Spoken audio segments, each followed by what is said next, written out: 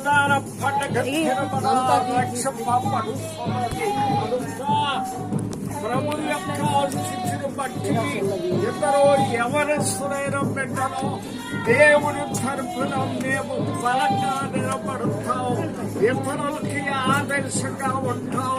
మమ్మల్ని చూసి ఇతరులు కూడా బాధ్యతలు తీసుకునే స్థితిలో మేము నిలబడతామని సవాలు చేసిన సైతానుని పరలోకమంతా ఇప్పుడు చప్పట్లు.